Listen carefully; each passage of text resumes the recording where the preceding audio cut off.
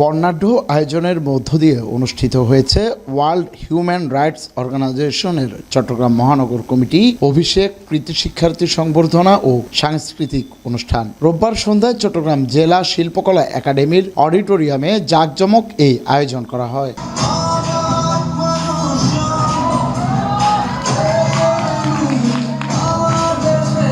World human rights অর্গানাইজেশনের চট্টগ্রাম মহানগর কমিটির উপদেষ্টা অধ্যক্ষ ডক্টর মোহাম্মদ সানাউল্লাহর সভাপতিত্বে ও সাধারণ সম্পাদক তসলিম হাসান হৃদয়ের সঞ্চালনায় প্রধান অতিথি হিসেবে উপস্থিত ছিলেন চট্টগ্রাম মেট্রোপলিটন সেশন জজ কোর্ট চট্টগ্রামের public prosecutor PP advocate Mofizul Haque Bhuiyan. প্রধান আলোচক হিসেবে উপস্থিত ছিলেন ওয়ার্ল্ড হিউম্যান রাইটস অর্গানাইজেশনের চেয়ারম্যান মহিউদ্দিন আমিন। এতে বক্তারা বলেন, চারিদিকে যে হারে মানবাধিকার লঙ্ঘন হচ্ছে, ওয়ার্ল্ড হিউম্যান রাইটস অর্গানাইজেশন সেসব অবহেলিত মানুষের পাশে দাঁড়াবে বলে সকলের প্রত্যাশা। হিউম্যান রাইটস অর্গানাইজেশনের কর্ণধার সকলকে আমি আমার আন্তরিক অভিনন্দন জানাচ্ছি এবং ওনাদের সুফল কামনা করছি।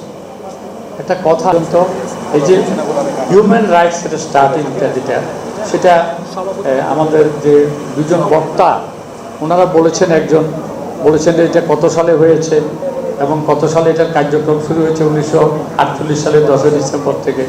আরেকজন বক্তা খুব সুন্দরভাবে কোন ধারায় কি আছে সেটা বলেছেন। আমি আর ওদিকে যাচ্ছি। স্কুল জীবন থেকে আরম্ভ করে সবসময় মানে মানুষের কাজে লাগতাম, কাজ করতাম।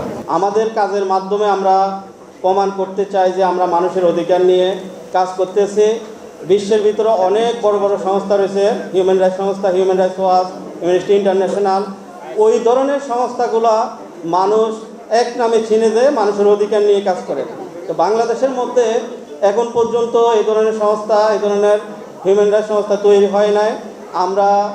আমরা চেষ্টা করব, আমরা প্রতিটা জেলায়, প্রতিটা মহানগর, প্রতিটা উপজেলা, প্রতিটা ওয়ার্ডে আমাদের কমিটি অলরেডি দেওয়া শুরু হয়েছে এবং কি আমাদের কার্যকারী কমিটিও আমরা সেন্ট্রালি দিয়েছি।